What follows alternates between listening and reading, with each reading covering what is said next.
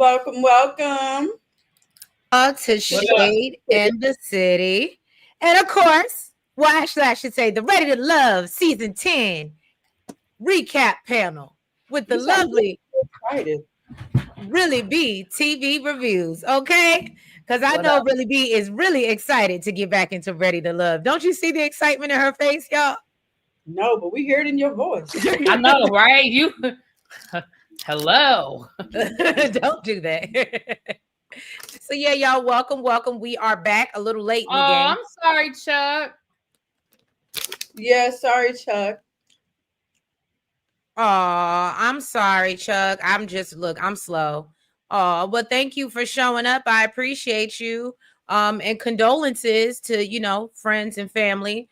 Hey, Kenya, welcome. So y'all do us a favor and go ahead wherever you watching from and hit that like button. And if right, and the subscribe nails is on it. She'll go on forever before, and I'll forget to even say it. You know what? Don't do that. Don't do that. I tend to be a little long with it sometimes. Don't do that. That does it. Hey, Melly. Welcome. All right, y'all. So let's go ahead. I'm gonna run this intro because we got a lot to get into because we got 3 episodes to recap today. So yeah, it's gonna be a lot, and unfortunately, it's probably gonna be painful. But let's get into it. Let's get shady. Hopefully, it's not that painful. Hopefully, we make it enjoyable. Hey, Lock Queen. Hey.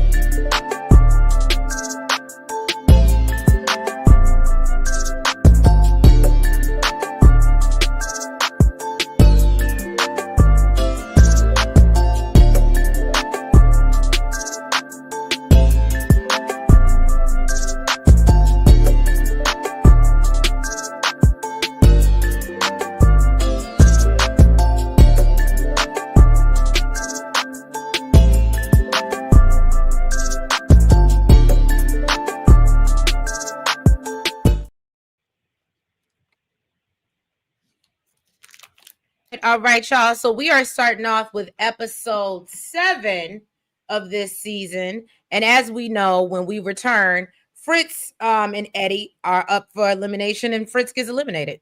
And so does Eddie. How convenient was that, right? So that's all we got there. Anybody have any thoughts or feelings about that elimination? Fine by me. I definitely felt like it was time for Fritz to go. Yes. Even though I think that the situation between him and old girl was a lot, but I definitely was okay with him going home. Agreed. I'm actually surprised that Sahara's still there. She should have been gone, but she makes good TV.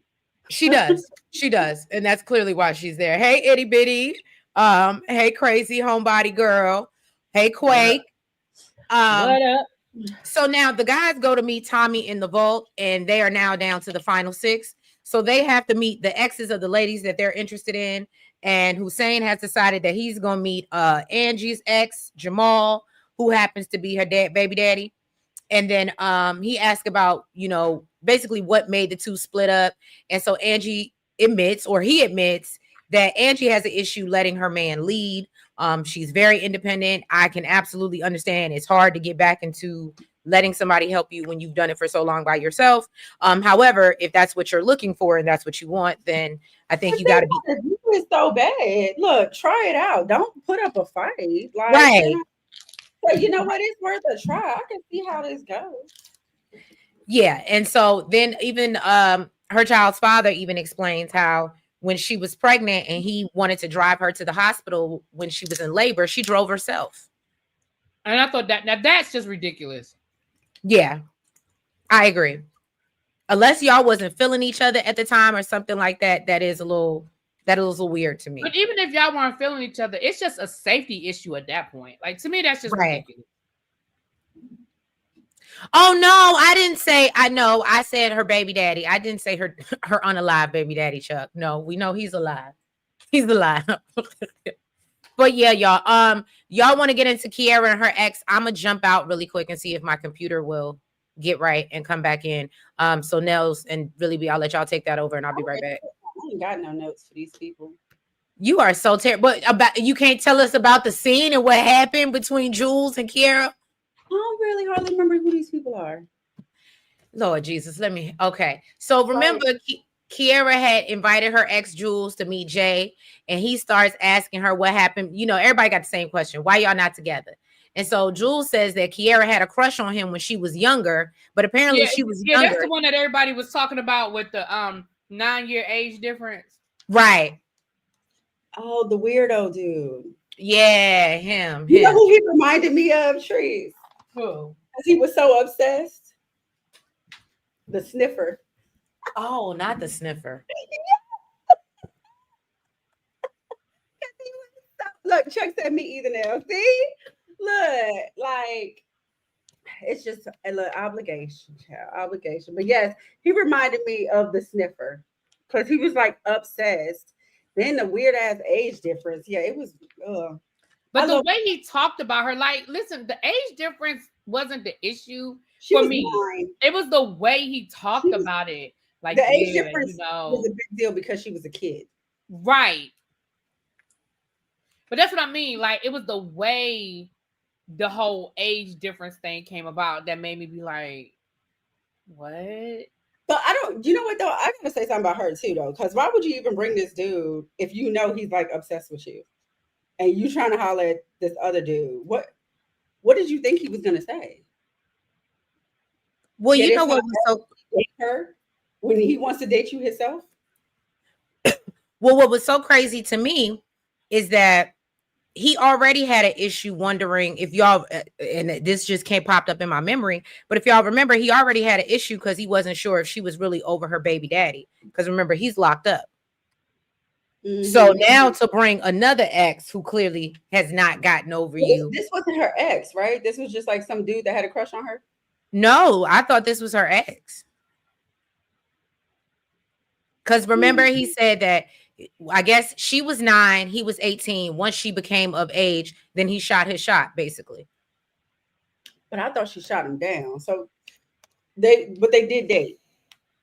To my knowledge, y'all correct me in the chat if I'm wrong, but I feel like they dated, and that's why he was there. She was definitely giving like never ever. Well, I just didn't like, and then he goes on about how Jay asked him, well, how do you feel about her being bougie? Mm-hmm. Okay, right. Thank you, Kenya. And so he was like, they said that they went on a date. So I'm okay. But so he basically was like, oh, how you feel about her being bougie? And he was like, well, when I used to date her, she was a humble servant. And so that was weird. And hey, Ravine. And no, I feel like Kiara had that same face, like humble servant. What you mean?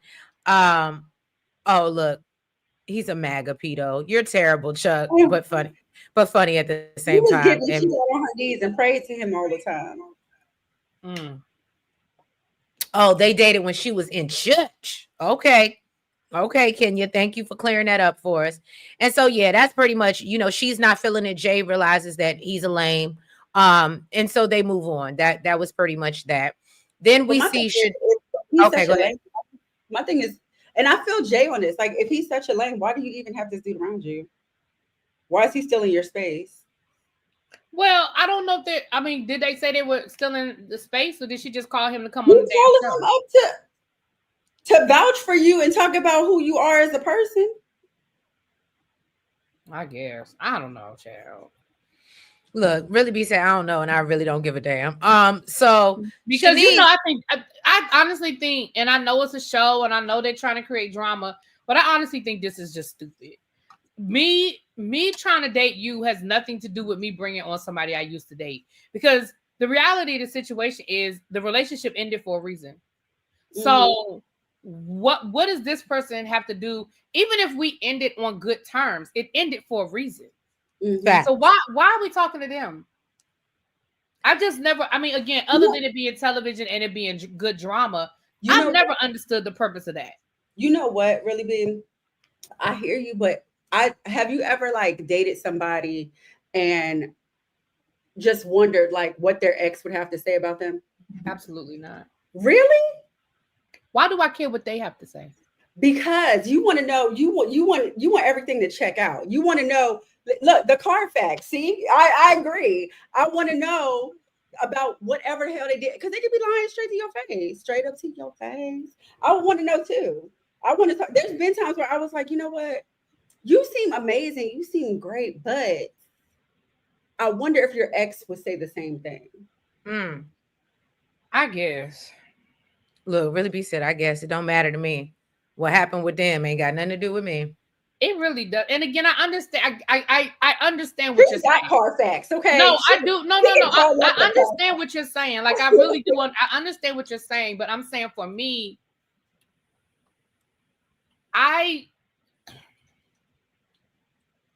don't want that to cloud my situation. Now, if I start seeing red flags, oh, Houston, now I might need to talk to you. But just when I'm trying to get to know you for myself, no. You got your feelings involved and stuff. At least now But I just wouldn't trust nothing you have to say at that point. If I'm trying to get to know somebody, I'm not trusting you. But see, really, these are people that they brought on.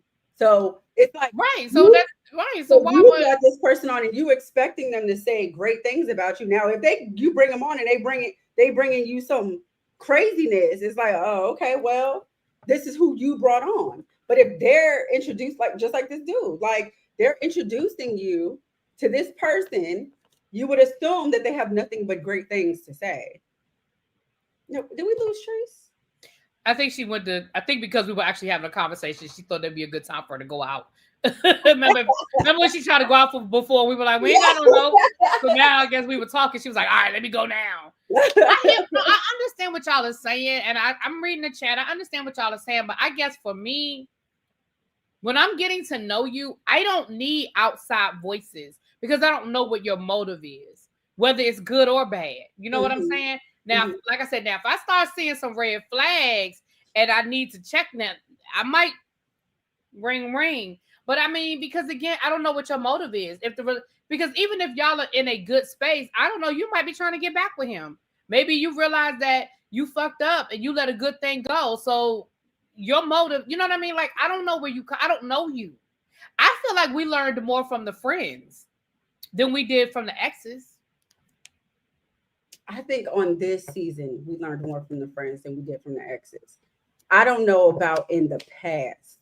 This one, I feel like, first of all, majority of the exes wasn't there. There was people that we didn't have no exes on.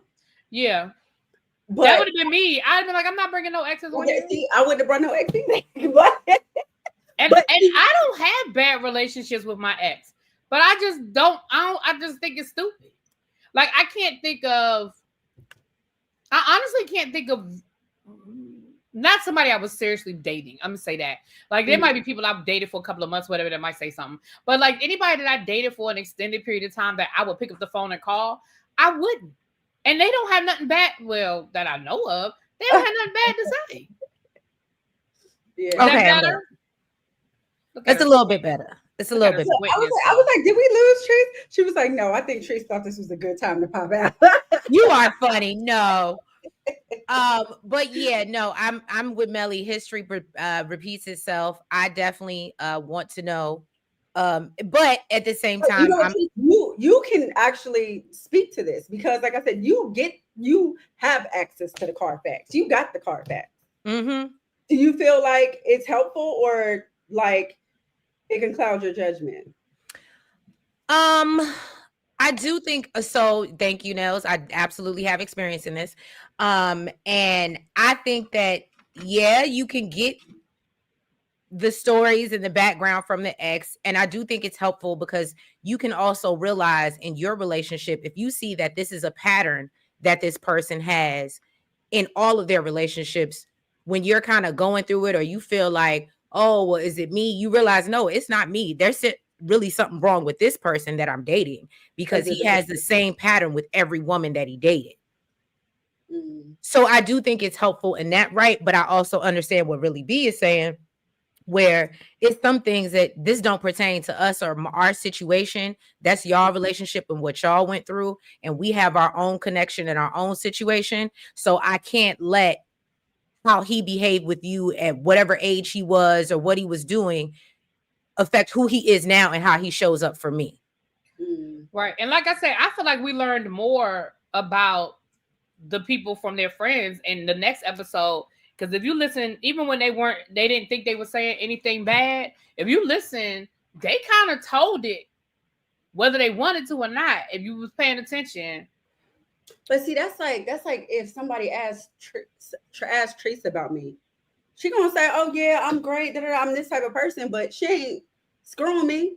She don't know me like that, like to be in a relationship with. Yeah, but those friends, like Naim's friend told on him. I don't think he meant to.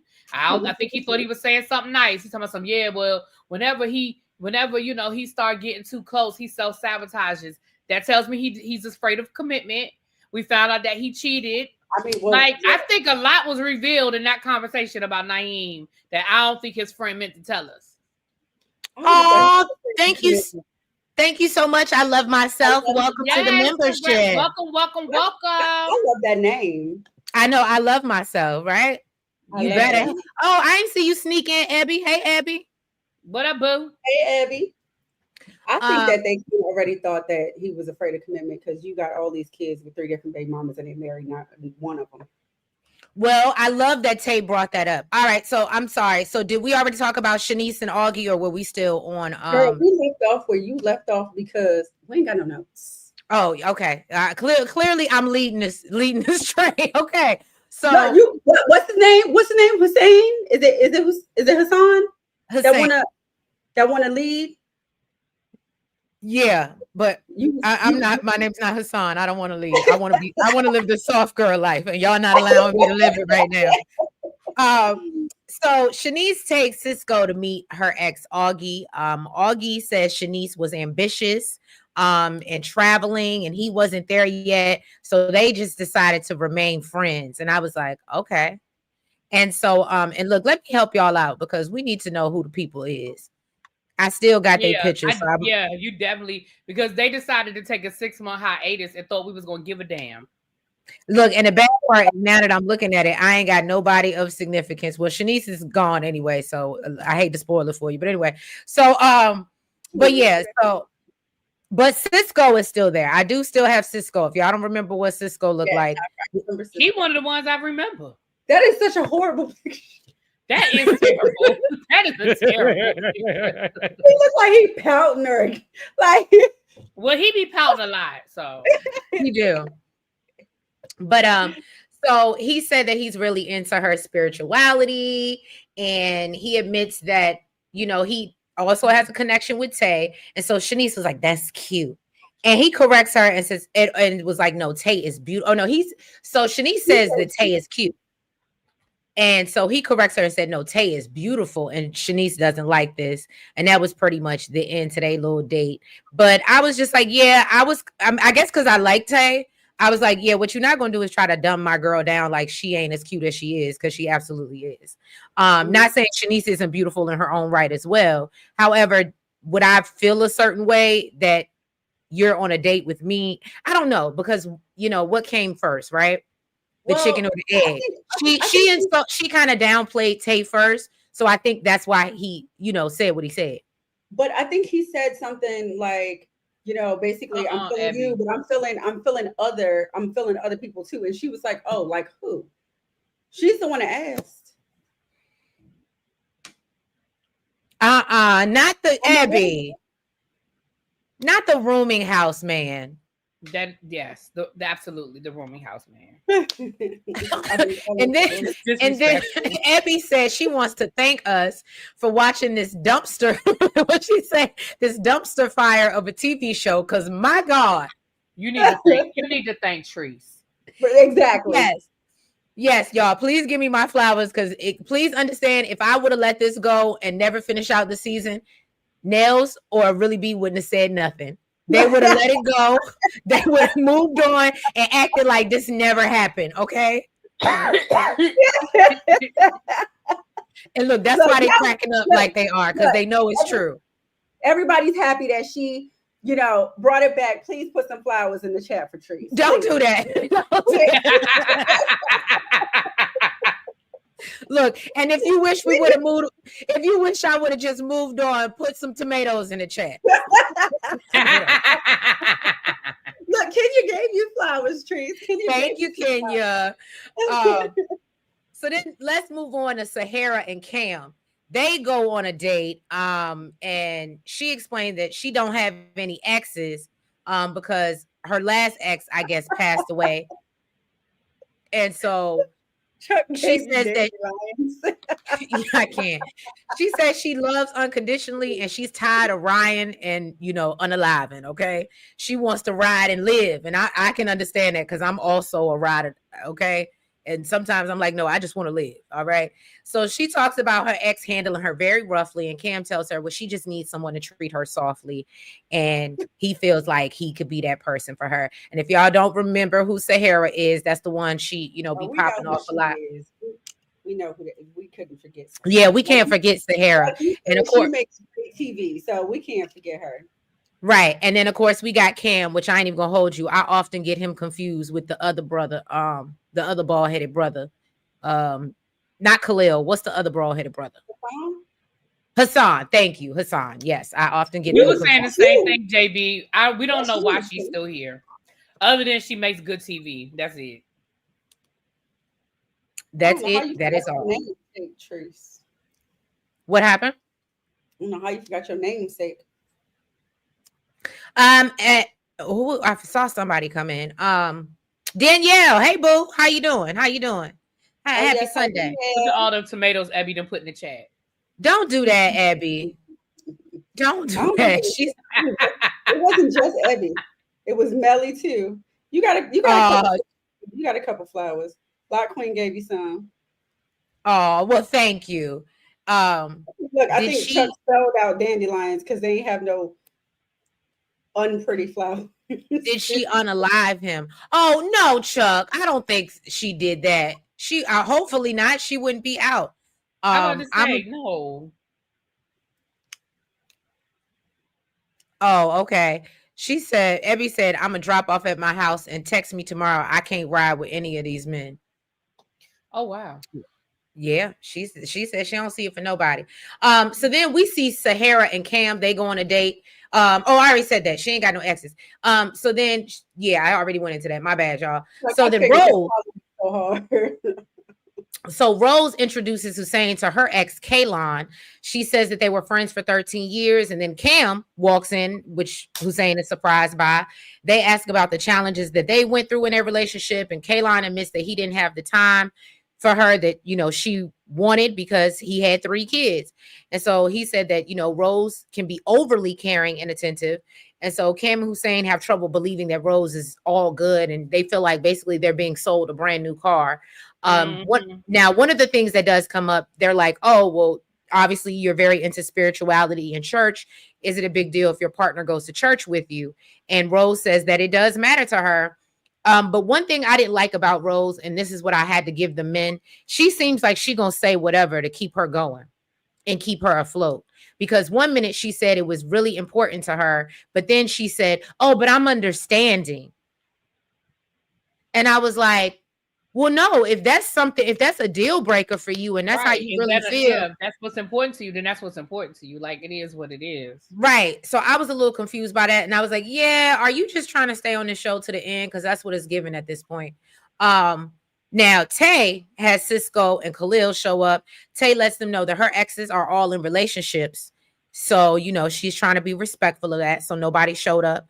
Khalil asked, well, what don't you like? And she said, this was so stupid, y'all. I ain't even gonna hold you. As much as I like Taye, this whole scene was stupid. She don't like snoring. She stresses. She wants to feel like she's being heard in a relationship. And Cisco feels like Taye is a little too focused on Khalil at this particular meeting. And so he's starting to feel away.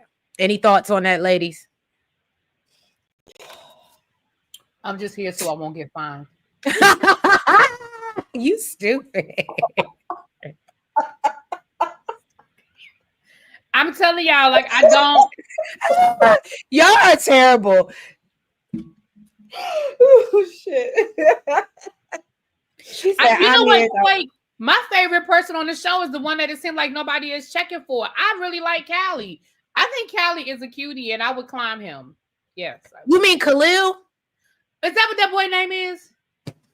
I said, who is Kelly? The girl that got voted off the show weeks in the first 2 weeks? No, okay, then Khalil. Is that who his name is? No, Tris, I'm sitting here like, Khalil. no, I don't remember nobody's name, but God damn, right. Callie, Khalil, whatever that boy name is. Y'all know what I'm talking about. The one with the dreads. He cute. Yes, and I don't know why cute. nobody really checked him, Tris. Oh, Khalil, yes, I do have Khalil in the vault because Khalil is handsome. I will give him that. Oh, okay, yeah. La Queen, don't do me, La Queen, don't do that. Don't do that. What would she say? She said, "Who?" Oh, that's why I was like, I know who I'm talking about. Oh, y'all. Well, La Queen, why you feel like? Well, Angie, she's a, you know, and we'll get there. Angie's special. She got issues with her.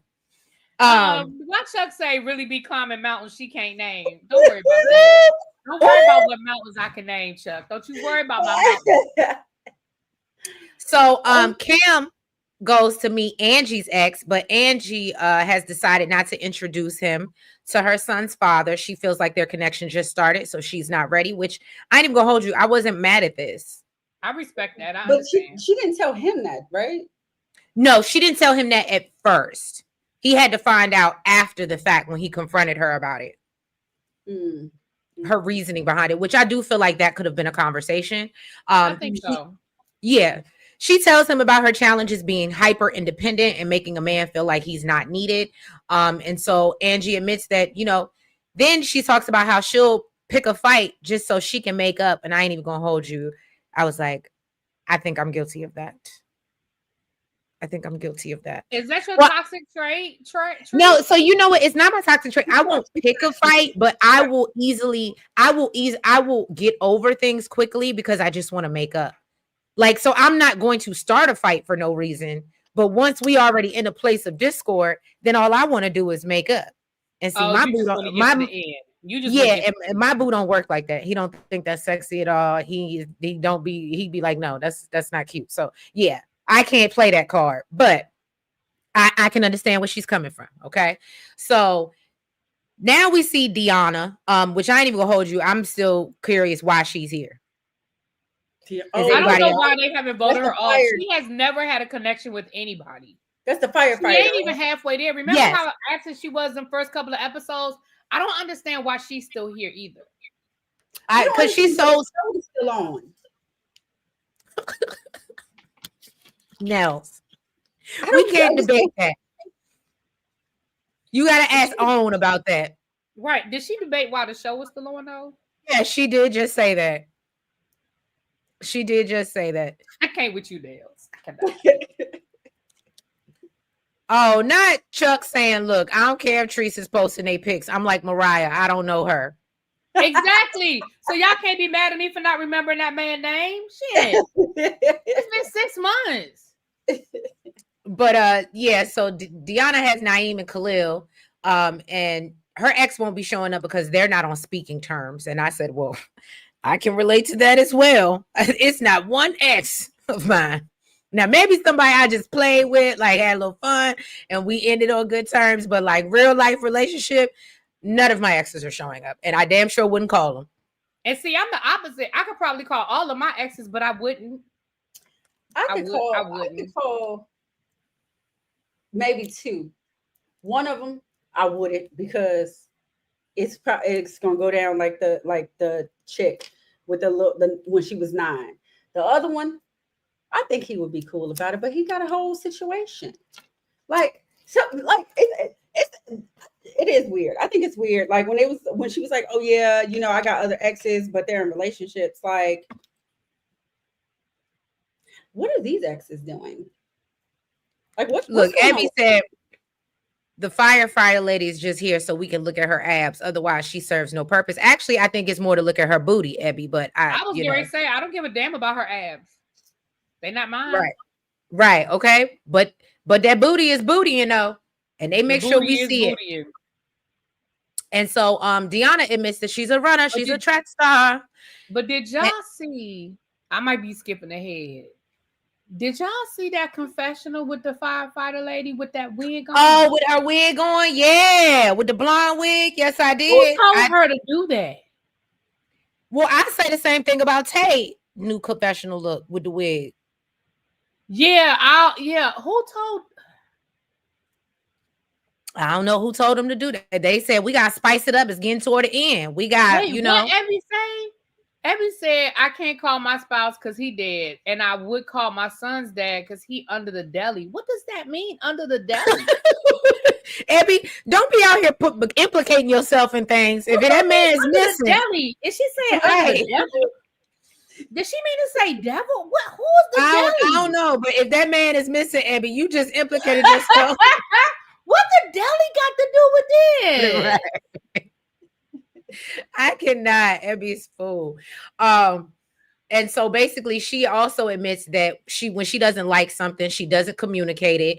And this is why I was like, so why are you still here? Because clearly these are all very like huge red flags. And basically, she just runs off. And so she cleared it up. Oh, okay. And so Naim calls her a scorekeeper. Well, oh, he's under the delusion that he's your soulmate. Okay, because okay. She was still okay, Abby, because you were scaring us for a second. Okay. I was about baby. I was trying to figure out what the deli had to do with it. She over here giving up where she hid the body. Look, I was like, I'm a moderator, girl. I'm about to remove your comment for your own best interest. Right. We were trying to protect you, honey. Right. So like, is he down there with Jimmy Hoffa? Like, what is going on? Oh no, that's stupid. Not swimming with the fishes. So they go to deliberate with nephew Tommy, and Jay reports on his meeting with Kiara's ex and how he was a hater. They move on to Rose and her ex selling him a dream. That's basically what it was. And they report how Taye and Deanna didn't have an ex show up. Cisco brings up how Chenise picked up her ex from college to meet with him, and he doesn't think that he got the real story. And Cam learns that Hussein met Angie's ex, and he feels a way about it. And so basically we end the episode with Chenise and Angie on a chopping block, but Chenise is the one to get eliminated. She actually takes it very well and says that her only job or role was to let him know things that can get better with his mom. Then she's okay with that. And then they decide to keep Angie. Go ahead, Really B. I see you holding up your hand. Chuck, I'm sorry to hear that. But he says, I have 2 dead exes and the third disappeared. Why y'all? What are we doing here today? On this Good Sunday. We telling people where we hid the body. We got exes that done disappeared. What's wrong with y'all? Look, La Queen said, which deli? I don't know what is going on in this chat today. Look, and that was just the exes. I'm scared if y'all fell out with one of y'all friends, because that's where we're moving on to next. Oh my God.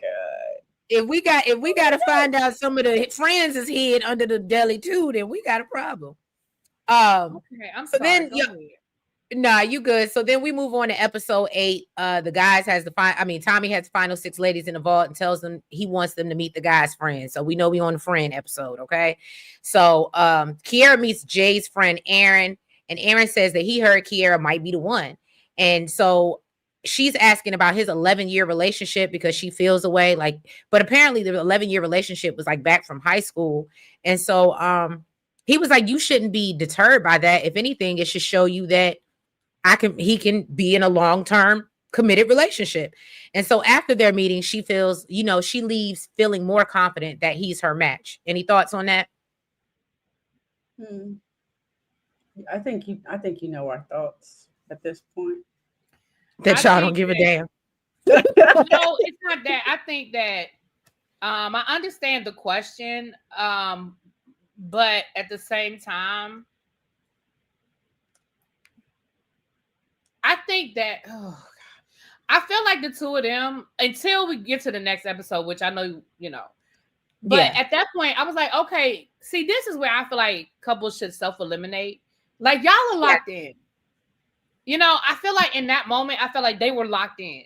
I feel like both of them are just playing the game to stay on the show. And like Abby says, I don't know why, because there's no prize at the end. If you found your person, then do like Camille and Cornelius and be like, all right, I got my person, I'm good. I just feel like they need to self-eliminate, because then you end up in situations that happen in the next episode that really was unnecessary. You know what I'm saying? But go ahead. That's how I feel. I agree with you. So Taye goes to meet Cisco's friends Zach and Q. She wants to find out about his lack of stability. And so Taye brings up how she was concerned about, his financial situation, and his friends bring up how Cisco was hurt by her response. And so because you need to bring up his picture of him pouting. Sir, you 40. Yeah, bring up the picture of him pouting. Sir, you are 40 years old. You do not have a car, and you live in a rooming house. Your feelings should be hurt. Make it work harder. Look at how he's looking at you, really, B. Oh, well, you can't listen to nothing they saying. Those are his line brothers, and they're going to say whatever the fuck it is that they need to say. Talking about something, he was hurt by that. Well, was he hurt by the fact that he didn't have a car? Was he hurt by the fact that he lived in a rooming house? Really B has points. Talking about something, he was hurt. So, I was hurt when you said we had to get an Uber. No, I can't. Look, Really B said, frankly, my dear, I don't give a damn.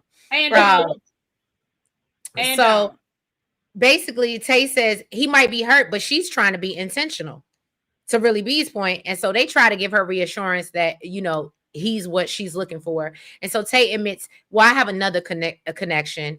And, in my issues with Cisco, I don't have, basically, with Khalil. And so she leaves feeling like Cisco is still her number one, which I don't understand that. And his friends also give their stamp of approval, like, yeah, man, she bad. And I say, yeah, too bad for him. Too bad for him. And I could have sworn, and maybe it's just me, y'all, I could have sworn that girl, I thought she was a flight attendant. Maybe I'm confusing, because now she's an esthetician. No, that Callie is the flight attendant, the one that got eliminated. Like, okay, thank you, Really B. You are absolutely right. See, now it was Coley. Coley that's who got. She's the flight attendant. So wait, there really is a Callie? I agree. He should have never been on the show, and I said that to begin with. I said that when we first found out his situation. So you have bigger issues. You are not ready to love, because you need to be ready to find a job. You need to be ready to find a place to live. Not ready to find a job. Like, you're not ready to love, sir. Chuck said he must have good peen. I don't know. And I don't understand what she see. I really don't see what she sees in him, but I mean, maybe it's like an older man thing. I don't know. But usually when you go for an older man, it's for stability.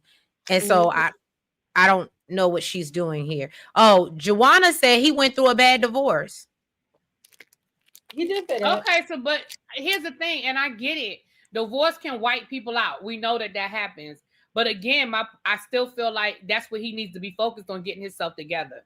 I still don't feel like he needs to listen. If you are still dealing with the remnants of your divorce to the point where and it's nothing. Listen, I'm not trying to put him down like, oh, that's terrible. I get it. Sometimes life happens and it hits us hard and we got to deal with it. But my thing is, if you are still dealing with the remnants of your divorce to the point where you are not stable, then you don't need to be looking for love. You need to be looking for stability. And so to piggyback off of what Really B said, because I think we said this before when we found out about his situation, for me, when I was out here dating, nothing is more unattractive than a man who does not have his stuff together, but he out here trying to shoot his shot. Now, it's just different if we friends or something and you stumble and we find our way to each other or whatever. But even still, if you ain't got your stuff together and you're actually considering trying to pursue me, I would look at you like you were crazy, because clearly your focus is not, and your priorities aren't straight. And so I don't know how all y'all feel in the chat, but for me, that's a big no-no. That is a huge turnoff as somebody who is not together but wants to try to get with you, because either you thinking I'm gonna help pull you up, which is, again, I'm trying to live the soft girl life. I'm done with that. I ain't pulling nobody up. Okay. No, Angie. So we see Deanna and Taye. They meet Khalil's friend Brian. The takeaways from this is that Khalil's very chill and Deanna's fine without hearing from someone, as long as she, trust them. So basically, she don't need a lot of communication. If I'm not mistaken, Deanna was the one to say, I go to work and I don't have a problem if my person doesn't text me all day. That's cool with me. Taye, however, said, no, I need to hear from your ass. Like, I do too. Okay. And so, but Khalil was I like, don't need okay. to have a sustained conversation, but I need some proof of life. Well, and you know what? And I felt when Tay was like, "No, I just need to know that you're thinking about me. Like I'm on your mind." Like, and I think because Deanna had said that earlier in the season, and the dude got turned off by that. He was like, basically, it was the same thing. Like, I need to know, like, I'm a priority. Like, you're thinking about me. Yeah, I don't think she got that. Not blame all the women. Damn. Huh? Hey, Sabrina, where you been, girl? Hey. I was gonna say I haven't seen her in a while. Yeah, hey boo. Good to see you. Everybody, the people are saying that we need to go ahead and copyright and get our show idea out there ready to get a job. I'm just saying, if y'all know anybody that we got the Shade in the City casting. So if anybody knows anybody they can submit for casting to the Ready to Get a Job, it'll be very discreet. Just send us in the email, shadeinthecity@gmail.com. And you can remain anonymous and we'll reach out to them and be like, we heard that you need a job. Okay. And we want to cash you for the show. Okay. It'll be very discreet. So no. So then okay. And so then basically Deanna talks about how she needs to find a man that makes her feel like, she can be affectionate. And so Khalil assures her, oh, you found that. That's who I am. But she's not that person. And then we go see her meet Naim's friend Yusuf, and she has concerns about the 5 kids, and so does Taye. And so Naim shares how Taye walked off on him after hearing he had 5 kids and 3 baby mamas, as she should. And as she should. I was like, that's called discernment. And the fact that you even here on this date, I have to believe this is production. I agree. So Yusuf says any woman he dates has to love kids. And so Deanna and Taye are like, look, we both want our own children, and him already having 5, that's not a good look. And so that's when Yusuf was like, oh, don't worry about that. Me and my wife got 7.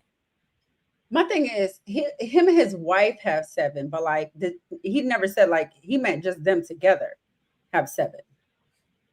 Or maybe so to your point, and this is not what he said. So let me just say this. This is not what he said, but it gave me the impression that she probably came in with kids, he came in with kids, and then they had their own children. That was my assumption. And I think that's why he said that. Because there would be no point in you saying, oh, me and my wife if y'all all had them together. You know what I mean? It would be a totally different scenario. Because their biggest thing is dealing with the baby mamas and how is that relationship and dynamic going to go down. So that's just my thoughts. Y'all can disagree, but I think that's what he was trying to say. And so, but Taye was like, well, why have you never settled down with any of your baby mamas? And so Naim blames it on, being young. And then he talks about how he cheated before, which is a huge turnoff to Taye. And at this point, I knew Naim was going home. As he should have. And I mean, so, okay, so let me just say this, because of course I felt away and I'm sure y'all felt away, but I also didn't want to be playing devil's advocate, which I know y'all hate. I do. Okay. But this is different than Cisco, right? Cisco is very capable of going to get a job, doing all the things. And I just feel like with Naim, these kids are here, but that doesn't mean that he's not ready for love. Maybe not on this platform and on this show. I just think he needs to find his person that's willing to accept him and all his kids. Maybe he needs to find someone else with children that's willing to do the Brady Bunch thing, because these women don't have children and they want their own children with someone who either has little to no children. So this is how I feel about the situation.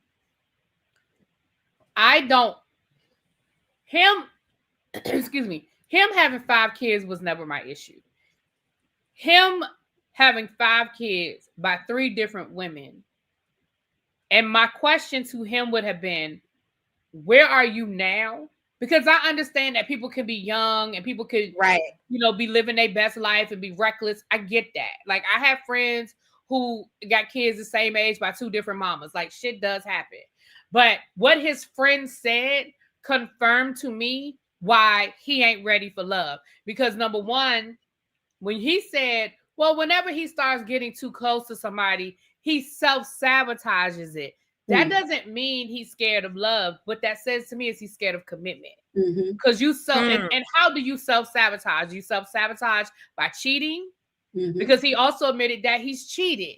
And again, I'm not one of those people that's like once a cheater, always a cheater. But you got to put all those in one basket. Now we got to look at the totality. You've got 5 kids by 3 different women in a short window of time. You've cheated in the past. And whenever shit gets real good for you, you self-sabotage. And you probably self-sabotage by either going ghost, being disrespectful, or cheating. Because those are the fastest ways to get rid of a woman, right? The fastest way to get rid of a woman is to cheat on her, or to ghost her, or to start being disrespectful and mistreating her.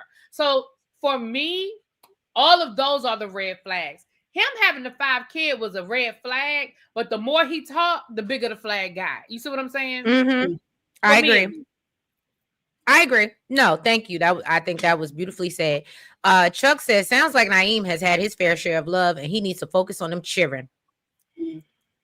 Oh, and shout out to I saw Phil come in. Hey, Phil. Saber said something earlier. She said she don't need to be discreet. She'll come on the show. She'll sign up for I Need to Get a Job. She said she ain't got no problem. And 5 children, 3 baby mothers. Isn't he a gym club? I think he owns the gym or something like that. Because didn't he had them working out and he was like, I own it. He said he owned the gym. Yeah. Yeah, I was a little I don't know. Skeptical about that. Yeah, I think we had a conversation about that before. I don't know if he owned the gym. So then the ladies go deliberate and Kiara singing Jay's praises, of course, when Sierra speaks up and says that she also has a connection with Jay, which we about to get into. So the ladies decide that Cam is basically not open to nurturing, and Angie gets emotional about how hard it is to depend on someone else. And I really feel like Tommy tells her she has homework to do because Cam doesn't know what leading her will be like. But when he says she has homework to do, I felt like Tommy should have sent her home. And y'all may disagree, but I feel like she has work to do on herself because that's mental deprogramming. We can see that she is absolutely, I need to be independent. I need to be independent. And I think that that's going to take some deprogramming that she needs to do on herself. And I don't know if anyone can fix that. Y'all may disagree. I mean, she just need a dude that like to be the passenger princess. I mean, I'm not gonna say it's wrong that she's hyper independent. I mean, most women don't want to be, or have been and said that they don't want to be. She is in the mindset that that's what she want to be. She don't want to change. So I'm not gonna say she's wrong for feeling that way. But I mean, if she want to be the man in a relationship, she just need to find a little bitch boy. Well. Lauren has a great question. Would you feel the same way if all his kids were grown and self-sufficient? She's talking about Naim. No, I wouldn't feel the same way. And here's why I wouldn't feel the same way. Because again, like I said, I feel like a lot of men, I'm going to say men because that's who I date. So I'm going to say men. A lot of men can have those whole phases where they go through a lot of bullshit and they got kids that are close in age by different women. But there are a lot of elements with grown kids that I don't have to deal with when they're younger. One, I don't have to deal with your baby mama. We don't have to deal with exchanges, child support. We don't have to deal with school recitals, sharing holidays, we don't have to deal with that shit with adults that we have to deal with kids. Number 2, maybe you're no longer in your bitch boy phase because it's been 10, 15 years. You know what I'm saying? Like maybe you have, like the distance between that behavior and who you are today is a lot bigger. So yeah, I would feel like, well, maybe he's outgrown that bullshit. He went through it and he's in a different space. So to me, yeah, there's some elements that make it different when you're grown, when these children are grown. And I'm not interested in raising no children, so that's a bonus for me. Grown children isn't 17% of your income. Okay. Okay. So now we move over. Oh, are we moving over?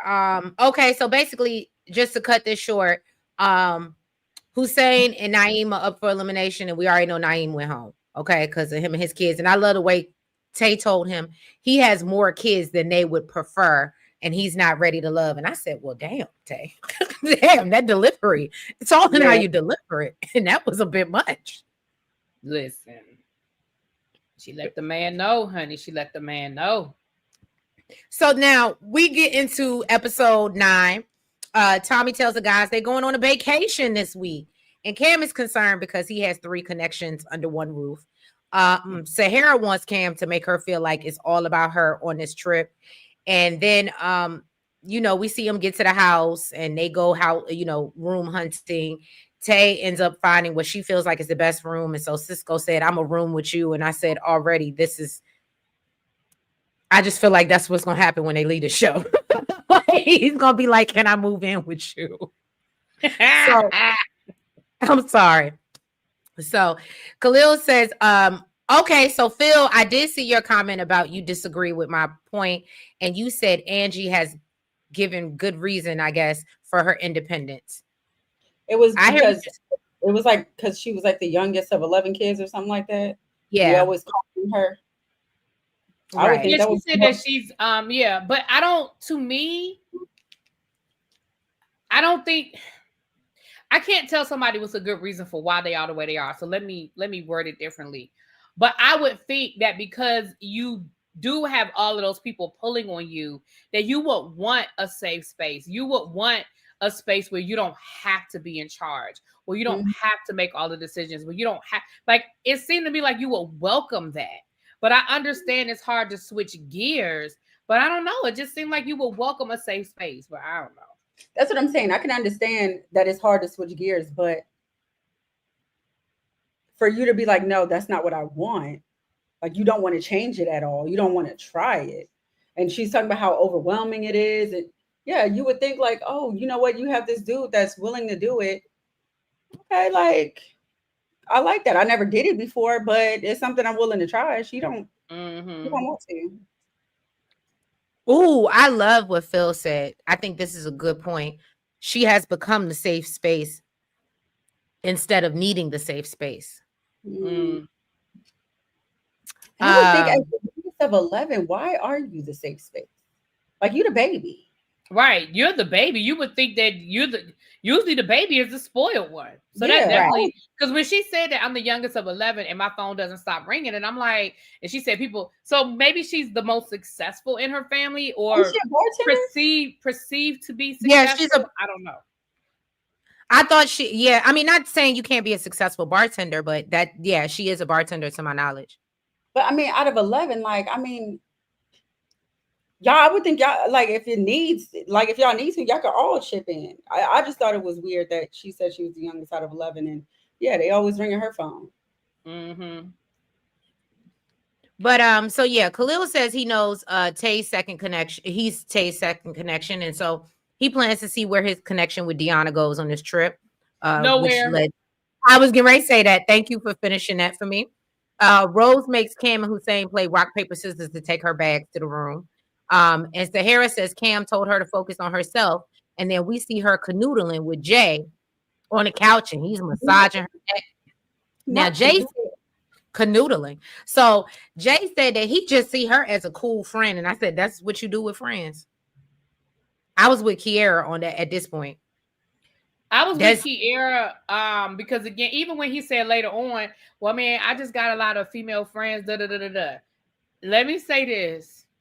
As somebody who has a lot of male friends, see, that is the kind of shit that Nels be mad about. That's when she be like, I wouldn't do it. I be trying to argue with Nels why it's okay for a guy to have female friends, and then shit like that happen, and it blow my argument. Because let's be clear, I I have a lot of male friends, and we would never be sitting on the couch with our legs intertwined and him massaging me. It would never occur to me. And Billy B, let me tell you something. And every girlfriend would appreciate a female friend like you, but you know how far in between you are.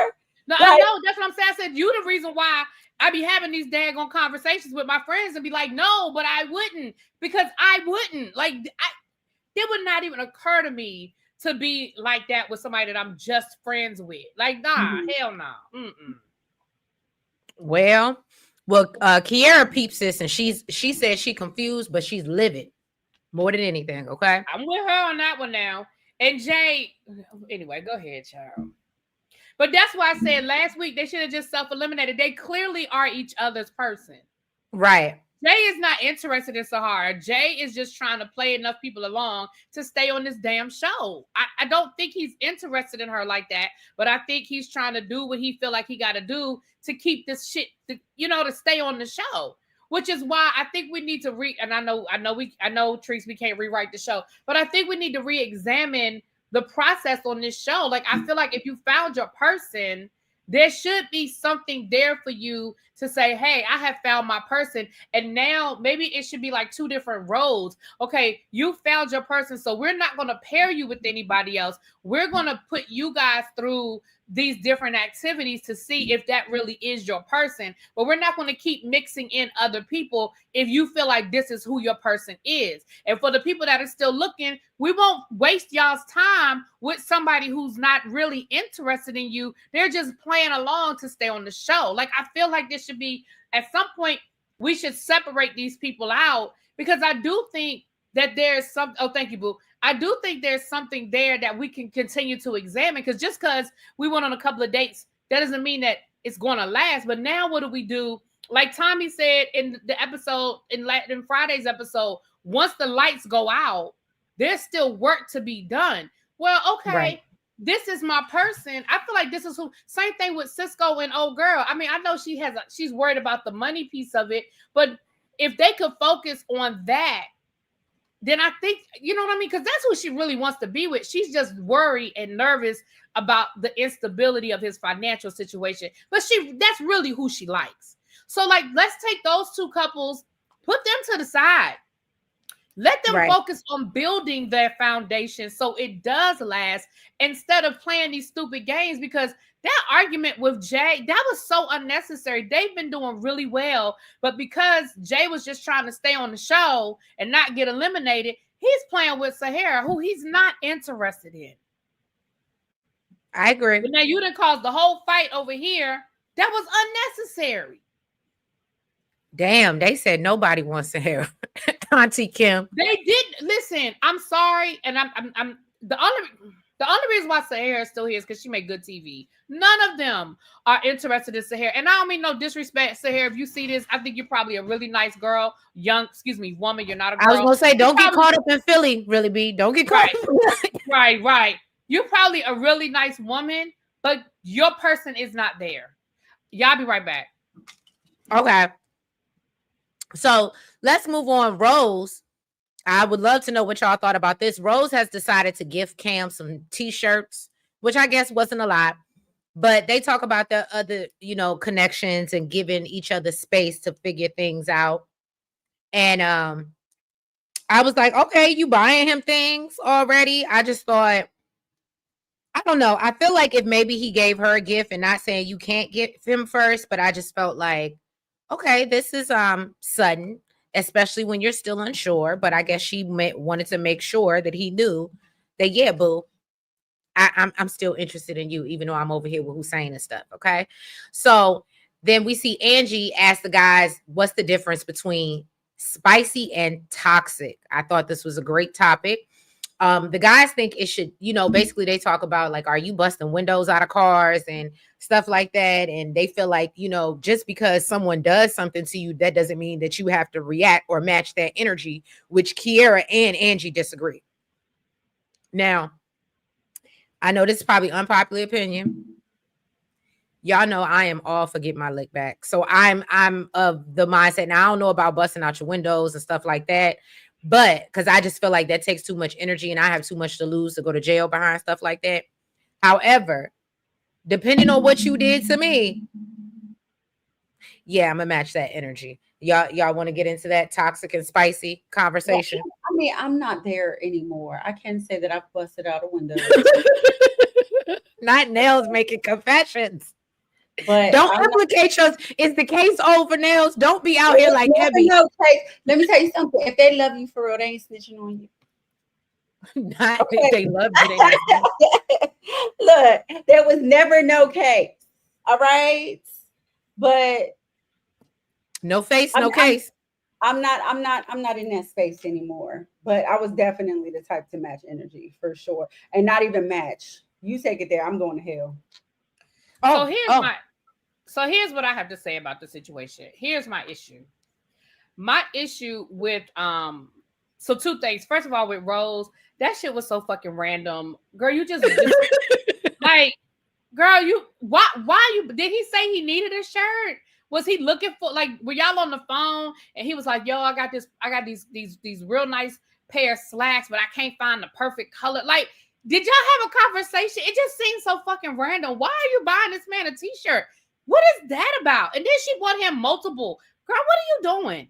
That was so random and it was so pick me. I don't know. Now, as far as this, I think the toxic versus spicy is a great conversation because I think there are some men who do like toxic. That's a whole nother conversation. But I think men appreciate spicy. Like I think men like a spicy woman. You know, a woman that's gonna give it to them a little bit here and there. But toxic is something different. And what was pissing me off in that situation was what's her name? The bartender Angie. Mm-hmm. See, here's the thing I don't like. Don't change up the conversation because you didn't get the reaction you wanted to get or you thought you were going to get. Girl, you said that you did say that you had busted out windows, but you also said you also were like you know that you gonna get your get back, and when somebody hurts you, it's okay for you to get. That's what he was saying. Like the example of the busting the windows out, you held on to that so you could try to justify. But girl, his reason for being concerned is valid. Cause you was like, yeah, I do it. Yeah. Somebody do something to you. You can get them back. That is a reason to have concern. And I understood his response, and I understood why he was like, yeah, I don't know about this one. So to piggyback off you, really be, I think the difference is, and again, Nels is at a much better place in her life, but even if I think she were in that space, if the subject were to come up or someone were to ask her about it, she wouldn't talk about it as if it was something that was cute. And I think that was the difference. That's what I got from how Angie was like talking about it. Like she thought it was cute what she did. Right. And you can be wrong and know that you're wrong. That's not saying you're going to choose differently. But I think when you talk about it as you've grown and this is in the past, you don't try to make it seem like it was something that like, oh yeah, and I was justified and I busted, went out the car and did it. Like, I think the way that she spoke about it made it seem like, oh, I think this is, and that's I would be turned off as well if a man said that to me, because that makes me think that you haven't learned. And you still want to do it. You still gonna do it. You still ain't got like you'll still do it.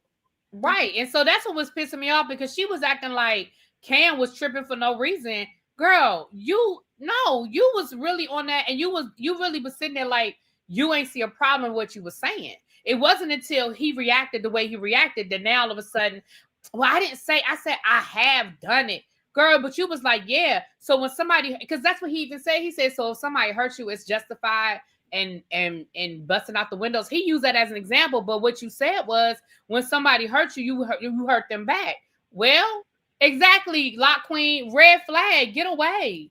She letting you know, and even if it's not specific to busting the windows out with it, she's letting you know that if she feel like you hurt her, she gonna be on some get back. That's really the bottom line. She's gonna be on some get back, period. Whatever that get back looks like, it sounds like it's toxic. We're not 18 years old anymore doing dumb shit. Like, we're not, that shit is not cute in your 40s.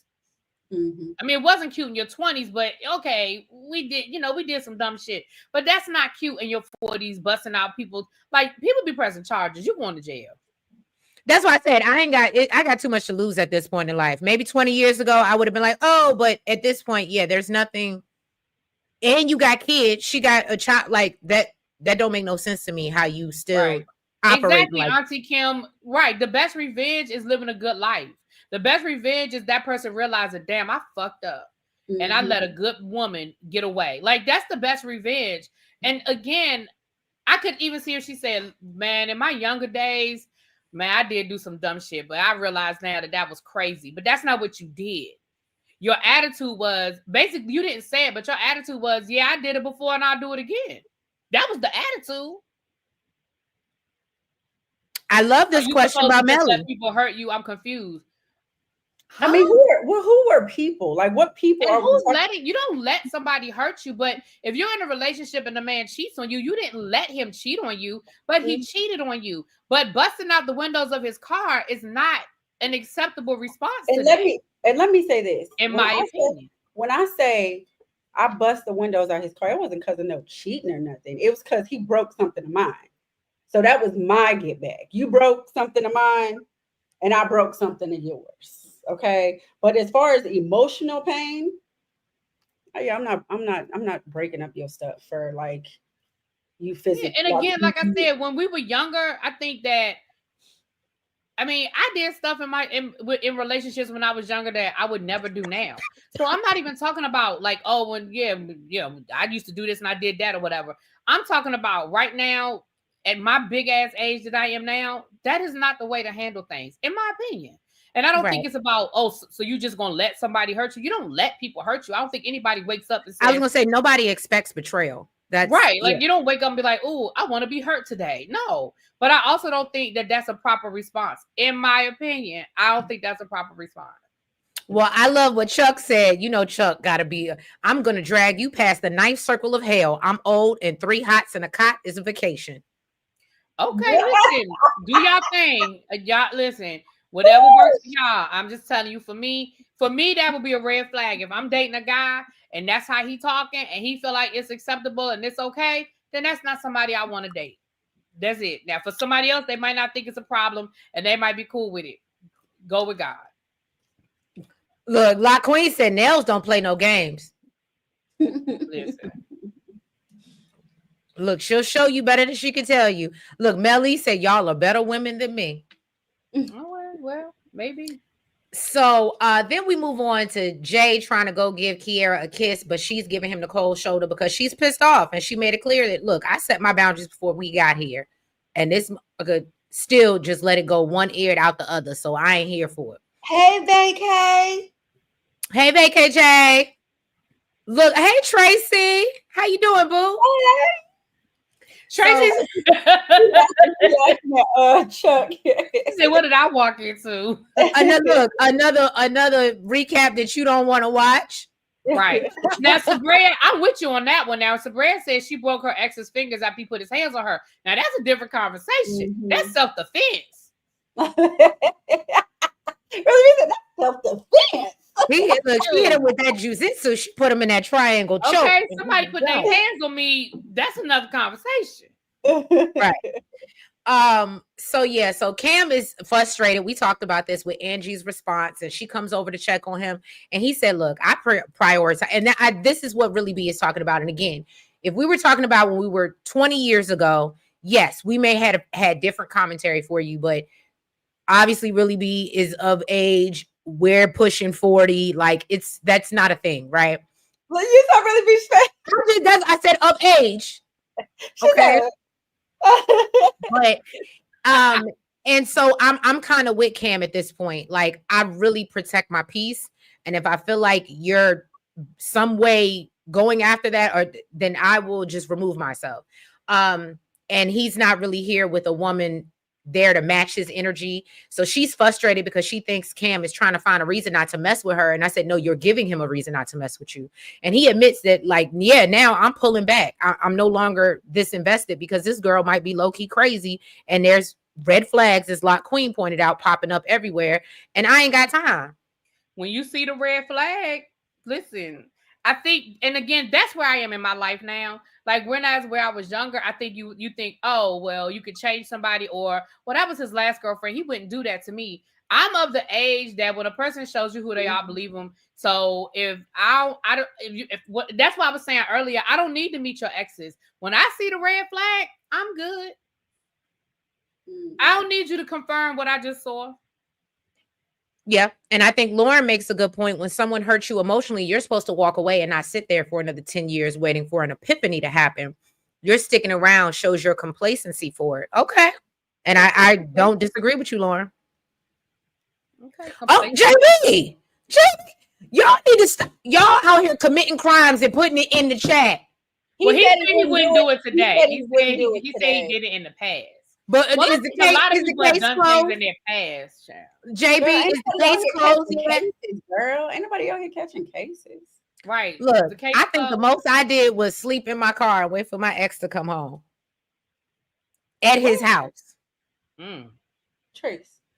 What? That's stalking. I probably shouldn't say. Huh? That's stalking. Y'all out here telling y'all crimes, and then when I have a moment of confession, now y'all judge. Now you out here judging. This is so sweet. She said this so like 360. I couldn't trap him, and I said, I know you going somewhere, and so you know what? I'ma just sleep in my car and wait for you to come home and catch you when you get home. Now I think I got to bust somebody's windows out there calling them. I will say that I have parked down the street waiting for somebody to come home. Like, oh, you said you wasn't going out tonight, right? You not home. Now I have parked down the street because I said I can't park in front of the house. He'll see me. I have parked down the street and waited.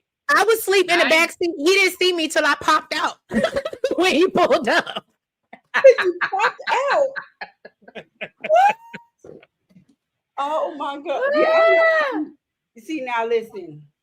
That was Chuck. That was the least. That was probably the craziest thing I've ever. Well, and to my knowledge, again, my exes ain't gonna come up here and tell you, thank God. But that is probably. Oh my God. No, Lauren, what you're not gonna do? I was never drinking out of red. I won't even drink it back then, and it definitely won't out of no red Solo cup. That's what you're not gonna do, Lauren. I tried to get a red Solo cup last night. I did get a Solo cup, didn't I? I did give you a Solo cup. Even her Solo cups are fancy, y'all. It wasn't even a red Solo cup. It was like a little clear, you know. Even her Solo cups are the fancy ones. Because I did drink out of a Solo cup last night at her house. I did. But hold on. Let's make it clear. She asked for one. I absolutely tried to give her a glass. She did, and she did. She tried to give me a glass, and I was like, "Girl, give me that damn cup." She's like, but she didn't use. But listen, but she used regular plates. Who the hell uses regular plates? Why you ain't had no paper plates, Trees? She did. They was just outside. Oh, yeah, okay. They was outside, and I had to, you know, me. I'm service, so I was like, I'm gonna make it happen. You saw me. I started washing dishes, and that's Nels can tell you I don't do that. Look, I just took my ass right outside. Melo, I need these plates. I ain't doing no damn dishes. Child. JB, that's where I'm at. I'm just not that invested. I'd rather break up your shit than me waiting for hours. Look, Mel said we listen and we don't judge. Thank you. Thank you. Okay, because y'all is out here judging. All right, I wasn't judging you. Y'all didn't. Abby got a body under the deli. Damn, JB done keyed somebody's car, and y'all judging me because I just slept in the car and waited for the man to come home, and he didn't know I was there. I ain't got that type of time. I'm not judging you. Like I said, I was parked down the street, so I'm not judging you. You funny. Chuck said, "Oh, I parked in the driveway, walked to the back, and looked in the window." Now that's stalking, Chuck. That's stalking. Okay. Now that's stalking. Yes. You popped out from the boy. She said I was sitting in the back seat and I popped out.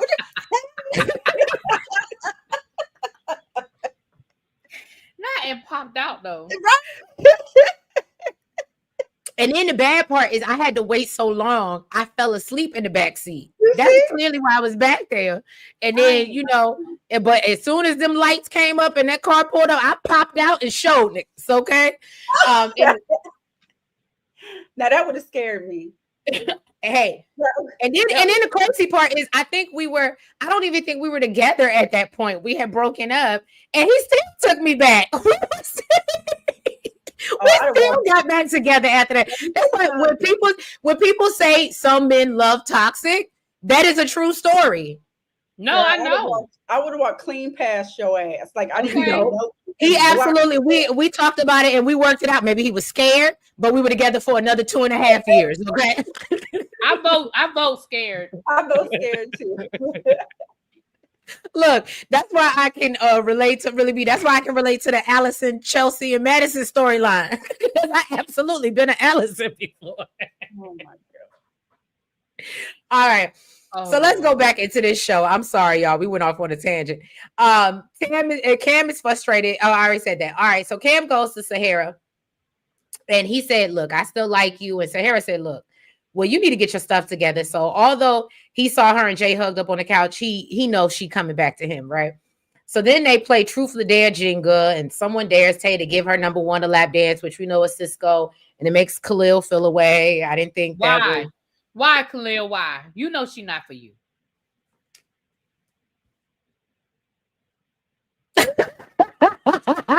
I'm sorry. She said, you wasted time sleeping in your car. He should have knocked on your window. No, so the thing about it, he wasn't there yet. I was waiting for him to get home because like Really B said, he won't go nowhere, even though we weren't together and he didn't owe me nothing. Again, that was a different part in my life, y'all. Okay. Look, Lauren said I vote terrified.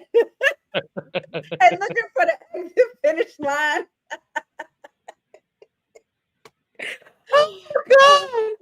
Oh God, look, Chuck said his took him back too, right?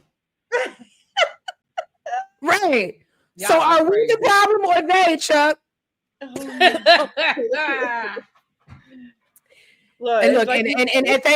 thank God he took me back, because if I did that, can you imagine the lips I would have went to if he did? That's why he took you back. He was scared. Shit. He was scared. I'm with Lauren. I vote terrified. Okay. And so, Taye and Cisco, they definitely getting closer. He's excited to be able to share a room with her. That was pretty much it. Hussein and Rose, they're sharing a room, and she's asking for his advice on what PJs to wear. I just thought this was really stupid. Rose says that there's going to be no hanky-panky, but if she gets cold, she will happily slide in his bed. Okay. I love, this is a great question. And I don't want to mispronounce your name. How do you say it, Really Be? Because you always say it correctly. Sabra? Not Sabra? I think it's Sabra. Okay, Sabra. So I think this is a very good question. Because I say Sabria, but I think that's wrong. I think it's actually Sabra. Okay, that's why I was like, I felt like you said it differently. Okay, so I think you have a good question. Who would appeal to me at all? If we're just going off of the pictures, because I don't remember who nobody is. If we're just going off of attraction, I ain't even gonna hold you. Naim would have got me with the man bun. Oh God. But again, he's, he looks kind of like a F boy. So, but that's kind of like what I'm attracted to. Now, if we're going off of after I get to know you and, characteristics, then I honestly would say I would probably have to go with Khalil. Mm-hmm. I would have to go with Khalil too. Yeah, I think so too. But what I can't pinpoint it yet, but there's something about Cam it doesn't sit right with me. Like, he seems very undecided, the fact that, Hussein lacks communication as well. But yeah, it's something. Oh, she said, pronounce my name however you like. You're so cute. Oh. Look, Melly said, mine been trying to get me back for over a year. Girl, don't go. Don't go. It's keeping you out of jail. Just keep ignoring. Keep them on block, girl. Keep them on the block list. But I hear you. And his crazy part is, I will share this. The motherfuckers always try to spin the block. As crazy as I was, they still try to spin the block. That's how I know it's them and it's not me. Okay. I've moved on. I'm not toxic anymore. Okay. No, I'm not toxic anymore. I'm not. Now he looked like unleavened bread, Abby. Don't do that. Not even cooked all the way. Throw him back in the oven at 400 for 15 minutes. You are stupid, Abby. I can't with her. Y'all are fools. All right. So Jay comes in Kiara's room, and this is what really B kind of touched on a little bit. To watch a movie, but he really ain't trying to hear it. Or she ain't trying to hear it, rather, because ain't no TV in her room. So she's like, what are you really doing?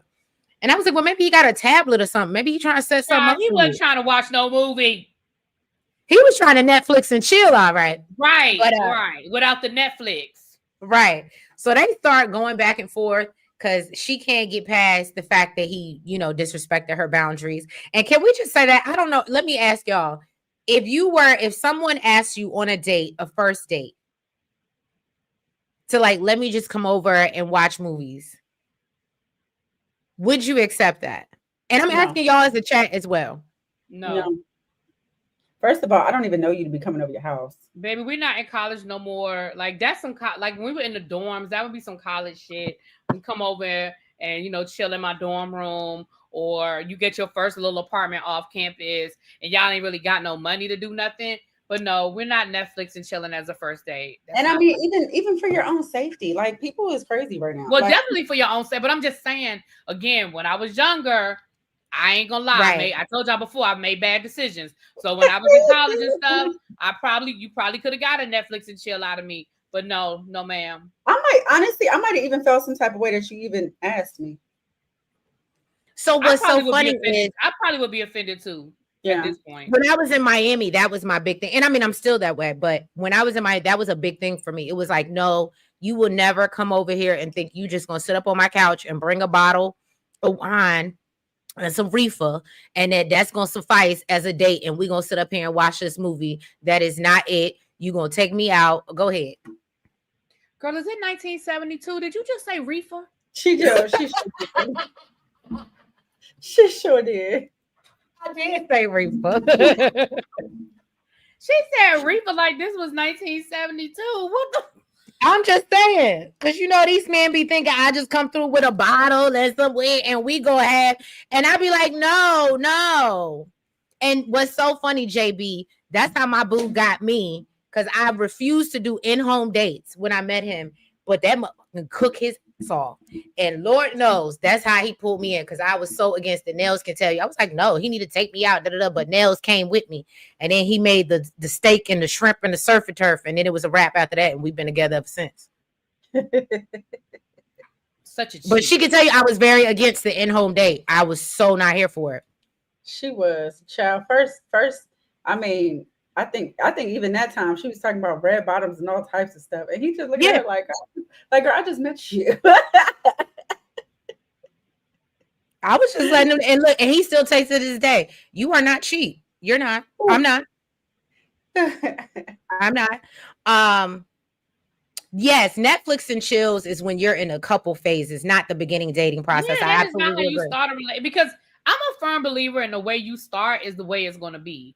And I'm not saying that I'm not one of those people that's like, oh, he got to take me to a steakhouse and spend $5,000. I'm not that either. But I just feel like if you don't put any effort into getting to know me on the front end, you're not going to put any effort into the relationship. You know what I mean? Like, it doesn't have to be expensive. It just has to be thoughtful.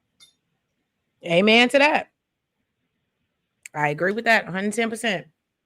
So now we see Rose. She don't really know how she going to divide her time on day 2, but she gonna figure it out. Now Rose need to go and take her crystals and go somewhere.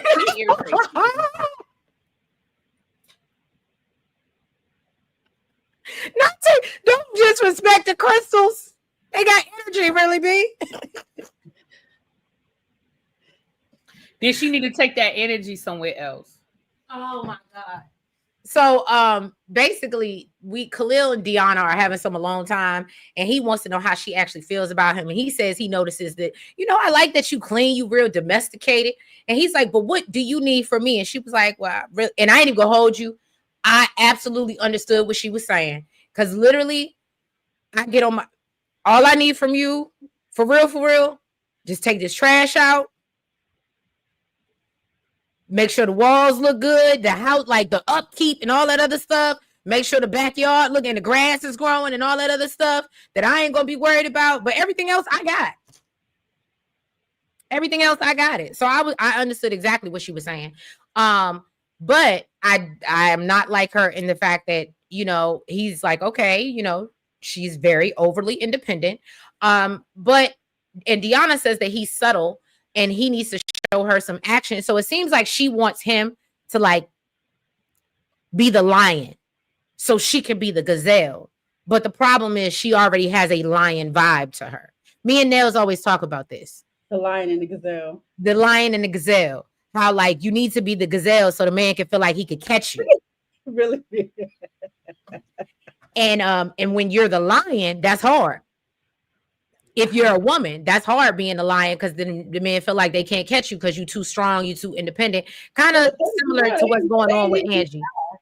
If they the gazelle, they ain't even gonna try. They gonna run from your ass. Listen, a man likes to be needed or likes to feel needed. A man, and it sounds like I understood. I'm with you too, Treese. Like I understood what she was saying, but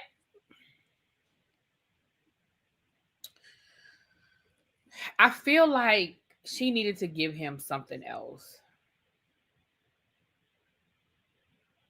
I don't know. I agree.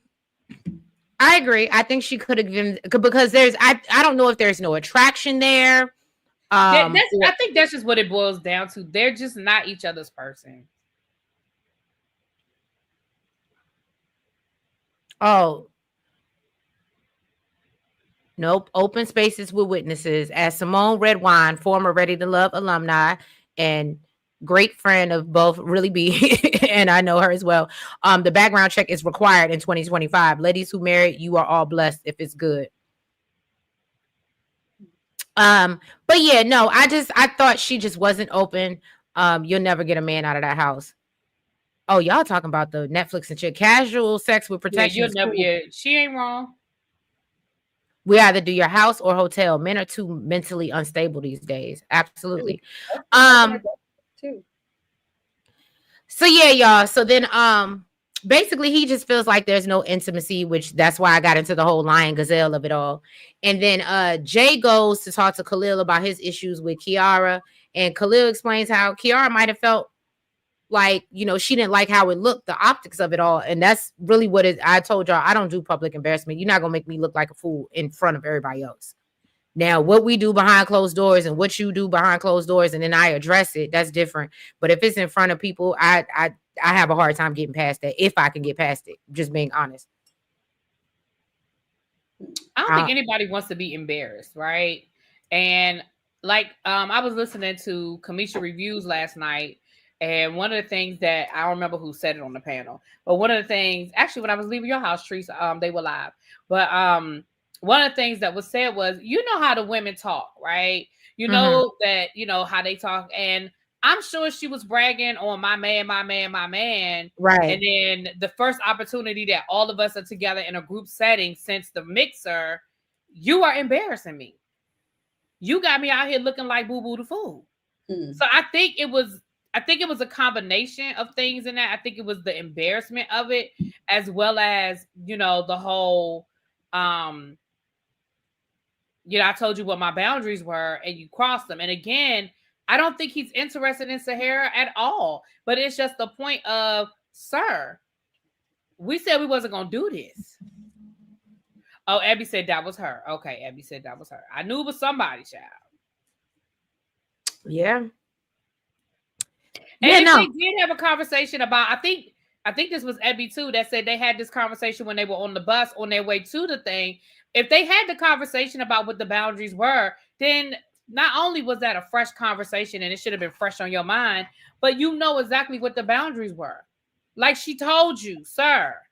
But I think that was, in my opinion, I think, and that's why I think they always keep doing these trips and these houses. Not only is it good for TV, but it's also because now I've seen what happens, and I love Nell. I think it was Nels that told me this, but you never want your partner to do something that they can't do in front of you, right?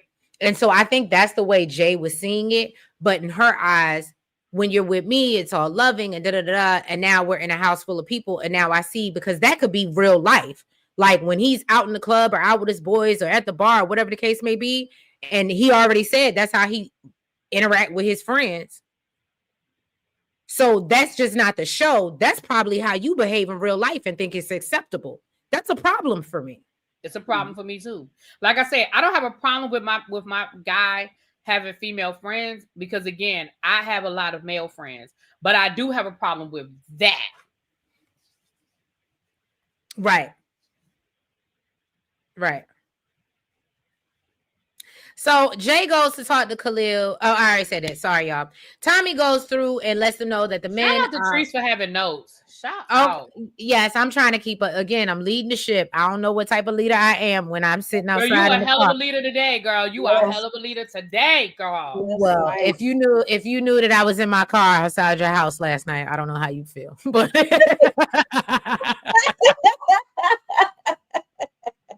So yeah, Tommy comes through and lets them know that the men get to make a decision right there. So they deliberate.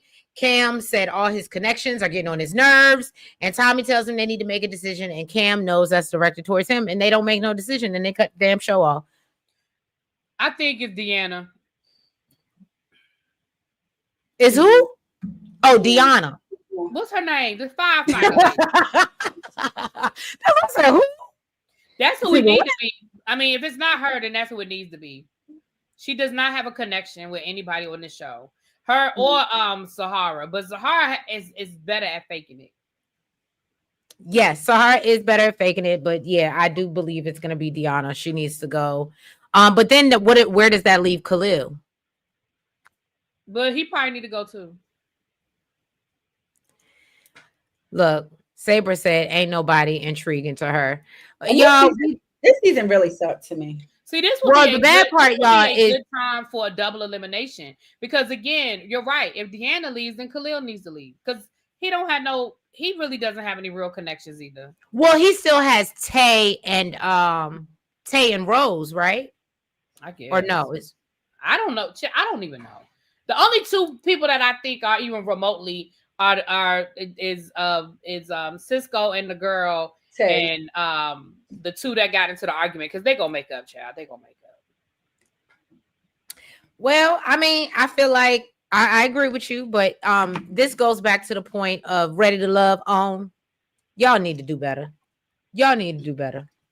Expecting us to get up here and remember these people, and y'all been off for I don't know how many months. I'm sorry, I'm gonna say it. Somebody need to say it, okay?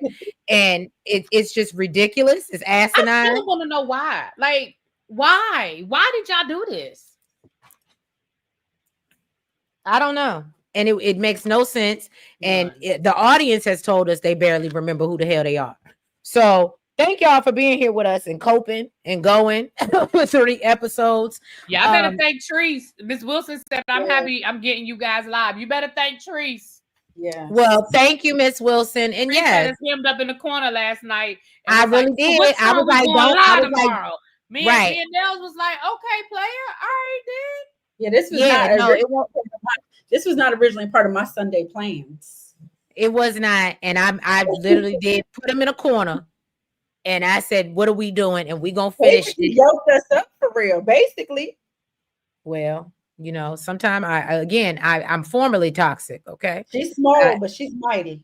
As I said, I'm small, but I'm mighty, right? As I said, I was small, but she mighty though. And then I'm gonna get on both of y'all. That's why I was like, yeah, I was sitting outside last night because y'all didn't text me to tell me you got home safely until this morning, heifers. You right. I did. Like they said, I'm small, but I'm mighty. Okay.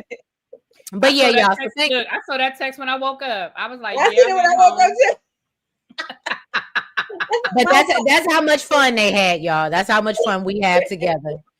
But yeah, y'all. So if you have not already, please make sure that you've hit the like button. Make sure you comment. Make sure that you guys subscribe. It's a good job, really, B, to both channels. And hit the not toxic orange juice Jones Trees. Yes. I saw you standing in rain. Walking in the rain. Oh, that's go ahead, really be with your jukebox. Really be what you got going on in your channel before we get up out of here. So listen, when I get off of here, I had to give me something to eat. My plan is I have so much, so I have to do my unboxing. I told you guys I would do the unboxing for my wish list. I may push that back to tomorrow, you guys. Because I do want to do Love and Marriage Huntsville tonight, and y'all know I gotta go to bed so I can get up in the morning because I gotta go to work tomorrow. So Ooh, I may do the unboxing tomorrow, you guys. I wanted to do it today because some of that stuff I'm gonna have to take to work, but I just don't think it's enough time because I'm about to go eat. What time is it now? Like 5:45? Yeah. Yep. So I'll probably do Love and Marriage Huntsville tonight before I go to bed. At some point this after I eat. El Teddy and I, we were gonna do Noah's Ark today, but again, I just don't have time. So I'm gonna talk to him and we're gonna set a time. We're gonna set a time. It's either gonna be maybe Tuesday. We'll set a time. Other than that, what do I have going on my channel? I'm still trying to get caught up, you guys. You know, I'm still behind on Divorced Sisters. I'm trying to get caught up on that. But I think everything else I'm pretty much caught up on from, no, I'm not. Love After Lockup. So I still have to get caught up on Love After Lockup. I still have to get caught up on Divorced Sisters. Love and Marriage Huntsville is going to be today. The Heart and Soul will probably be tomorrow or Tuesday. I'm gonna talk to El Teddy about Noah's Ark because Chuck wants that. So we'll get that done this week. My unboxing will be this week. So this week should be the last week I'm behind on anything because I'm back at work now, child. So I ain't no more traveling. So just bear with me. Keep your notifications on, child. Keep your notifications on. But that's all I got going on in the next couple of days. All right, y'all. Well, I'm about to drop episode 5 of King's Court, much like Really Be, because we've been out here traveling. We playing a game of catch up. We are up to date on Love After Lockup. So if you haven't seen that recap, please go check that out. And we will drop the last one that came on tomorrow. Stay tuned, of course, Beyond the Gates. Y'all know I'm doing that regularly. We also have BMF's finale tonight. They are going off. And according to 50, this is it. So I don't know what they were thinking, but this is it. Okay.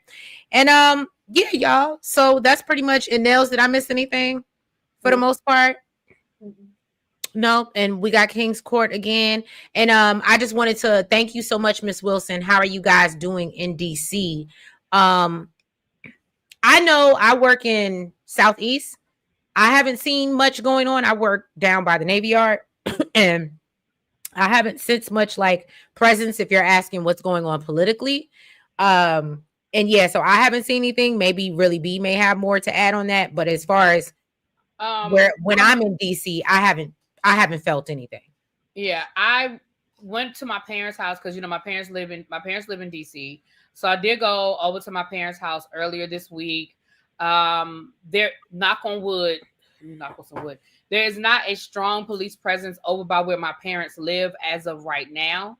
So that's a good thing. But it's definitely happening. They have checkpoints in the what we call Columbia Heights area, which is a large Latino population. They have checkpoints there. And of course, they have a lot of the checkpoints in a lot of the Black neighborhoods where, they've been, for lack of a better word, harassing people. They have started destroying homeless in bank encampments. Mm-hmm. And they've started clearing out areas where the homeless are living. So things are going on, but yeah. So that's what's going on. We will keep you posted, especially Really Be on all the happenings that's going on over here in DC. And I will definitely share my personal experience when I can, but I don't take my ass into the office enough, just being honest. So yeah, if you guys, like I said, we did all that. Follow us on the YouTube, the Blue Sky, the X, the TikTok, and all of the things. We love y'all, and we will catch you next week for this show that y'all are here for to watch us, but we don't even really want to watch it. But we love y'all for showing up. Well, we have 3 episodes at this point. Wasn't that episode 7? So that's what made me mad because I ain't even gonna hold you. I was like, this is episode 9. Usually I feel like they sum this up in 10 episodes. So I said, we're getting more. than what Oh, we're that was used. episode 9. That was episode 9 that Oh we just yeah, finished so with. we must be So getting at least. So I guess we're gonna get at least 3 more episodes because we got 1 more episode on at the house, right. and then they usually do like the episode.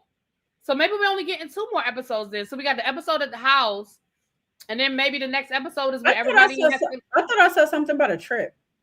They're on the trip now, Trees. You didn't watch that episode. Oh, I didn't. Yeah, I didn't watch 9. But I'm thinking. So I'm thinking at the end of. Look, you I feel becoming like the mama. You just call her Trees, and that's Oh, Nell. Lord. You just It is you hard. just yelling out names. Child, anyway, She got I on me about that. feel like they're gonna do another I feel like they're gonna do an elimination at the top of the episode, and I feel like they're gonna do another elimination at the end of next episode. I think we're gonna lose 2 people in the next episode, and then maybe there'll be that final episode where the first half of the episode they have to do another elimination, and then the second half of the episode everybody has to choose who they're going. I don't know.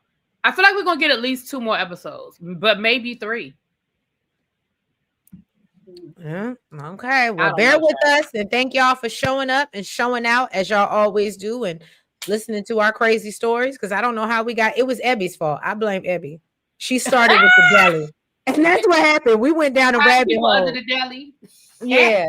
It started with Ebby, and then it went left, and we clearly are all used to be toxic. That's what I'm saying. I was never toxic. But anyway, we love y'all. Y'all have a great week. Don't do that. And we'll catch y'all next week. Bye-bye. Bye.